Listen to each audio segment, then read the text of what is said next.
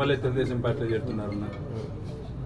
ఆ నల్లగారిని కూడా గతంలో తెలుగుదేశం ఉన్న వాళ్ళు మేము బలవంతంగా తీసుకొచ్చిన వాళ్ళమే.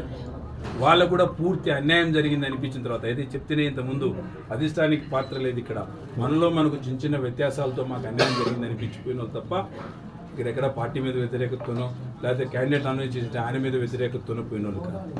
ప్రధానంగా మీ దగ్గర ఉండేవాళ్ళే, మీకు కుడిభుజంగా ఉండేవాళ్ళే పార్టీని వీడినారు. ఒకటే ఒక వ్యక్తి అన్నా శంకరన్న వాస్తవం. మా ఇద్దరి బంధం చాలా గొప్పది.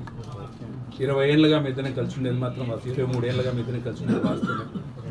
బేసిక్గా వాళ్ళు తెలుగుదేశమైనా కూడా పూర్వం నుండి నేను జగన్మోహన్ రెడ్డితో పాటు రాజశేఖర్తో పాటు ఉన్నాను కాబట్టి నాతో పాటు వచ్చి ప్రయాణం చేసింది కూడా వాస్తవమే. ఆయన కన్వీనర్గా ఉన్నాడు. నేను ఇన్నేళ్ళు పార్టీకి సేవ చేసిన నిర్దాక్షిణ్యంగా నన్ను పక్కన పెట్టినారు. నా కన్వీనర్ పోస్ట్ పెరికేసారు, నేను పోతాను అన్నాడు ఆయన.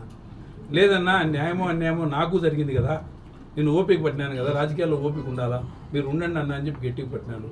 ఇనుకోలేదు, ఎవరో విషబీజం నాటినారు ఆయనకు, ఇంకా పోవాలని చూసినాడు. ఏదైనా కొంతవరకే హోల్డ్ చేయగలుగుతాం కానీ ఆ స్టేజ్లో హోల్డ్ చేయలేము. ఎస్, ఆయన అక్కడ పోయి బాగుపడతానన్నప్పుడు నేను గట్టిగా పట్టుకునేదానికి లేదు కదా, చెప్పగలిగినాను. ఆయన తప్ప సరైన నాయకుడు ఎవరు పోయినారో తలుపులు మండలం నుండి చెప్పండి అన్నారు. కొద్దిమాలంతా ఆల్రెడీ తెలుగుదేశంలో పోయినారు తప్ప పాత వైఎస్ఆర్ కాంగ్రెస్ పార్టీలు ఎవరు పోలేదన్న అక్కడ.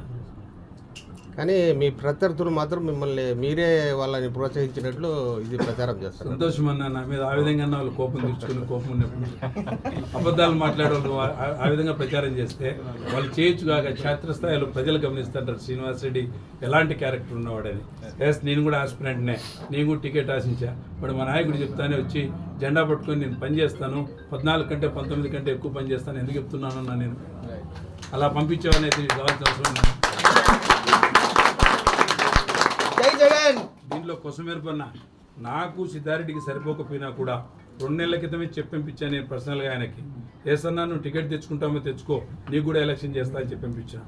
దానికి కారణం ఆయన ప్రేమ ద్వేషం కాదు, నా పార్టీ ముఖ్యమీడ. నా పార్టీ ఎవరికి టికెట్ ఇచ్చినా నేను చేస్తానన్నా అని చెప్పించినాను.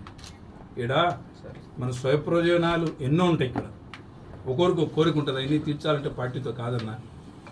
పార్టీని దృష్టిలో పెట్టుకొని నడవాలి తప్ప మనం వ్యక్తిగతంగా మన మధ్య ఉన్న వైషమ్యాలను చూసి నడుచుకోవడానికి ఆస్కారం లేదు.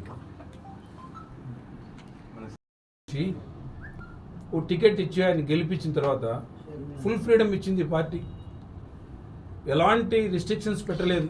ఎంపీటీసీలు కానీ, జెడ్పీటీసీలు కానీ, ఎంపీపీలు కానీ, పంచాయతీలు కానీ, లేకపోతే గుడి చైర్మన్లు కానీ, లేకపోతే మార్కెట్ చైర్మన్లు కానీ, మున్సిపల్ చైర్మన్లు కానీ ఫుల్ ఫ్రీడమ్ ఎమ్మెల్యే గారికి ఇచ్చారు. మీరు చాలా ఫ్రీగా రూల్ చేయండి ఎమ్మెల్యే గారు అని చెప్పి ఇచ్చారు. ఆయన చేతికే పవర్ ఇచ్చారు తప్ప ఎక్కడ అధిష్టానం ఆయన మీద పెత్తని చెలాయించలేదు. 5 ఏళ్ల పాటు ఆయన ఫుల్ ఫ్రీడమ్ ఇచ్చి ఆయన దిగ్విజయంగా ఆయన కూడా పార్టీని ఎక్కడ తప్పుగా నడిపింది లేదు. ఆయన కష్టపడినాడు, ఆయన గడప గడప తిరిగినాడు. ప్రతి పెళ్లిది, ప్రతి సాగు, ప్రతి మంచి ప్రోగ్రాంలకు పార్టీలో ఏ కార్యకర్తకు అన్యాయం జరిగిన ఆయన వెనక నడిచినాడు. అంత బాగా సఖ్యతగా ఉన్న మనం అంటే పార్టీ నాయకులు అందరిగా ఉన్నప్పుడు పార్టీ కొన్ని ఇబ్బందులు వచ్చి సమీకరణలు మార్చాల్సి వచ్చినప్పుడు, సోషల్ ఇంజనీరింగ్ జరిగినప్పుడు, వ్యక్తిని మార్చాలా లేకపోతే క్యాస్ట్ బేస్డ్ మార్చాలా రీజన్ అనుకున్నప్పుడు ఇంకొక వ్యక్తికి ఇచ్చి మనం శిరసా వహించాలి తప్ప లేదు నాకు ఇలేదు కాబట్టి నేను పక్కపోతానికి ఆస్కారం లేదు కదా.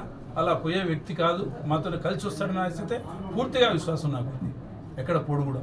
ఈరోజు పొద్దున్నే ఎమ్మెల్యే గారిని కలవడం జరిగింది. ఆయన 100% హామీ ఇస్తున్నారు, నేను పార్టీ లైన్లోనే పోతాను, మన ముఖ్యమంత్రి ఆదేశాల మేరకు నేను నడుచుకుంటాను, తప్పకుండా నేను మీకు సపోర్ట్ చేస్తాను, ఈ ఎన్నికల్లో వైసీపీ గెలుపుకు నేను నా వంతు కృషి చేస్తానని చెప్పుకోవడం జరిగింది.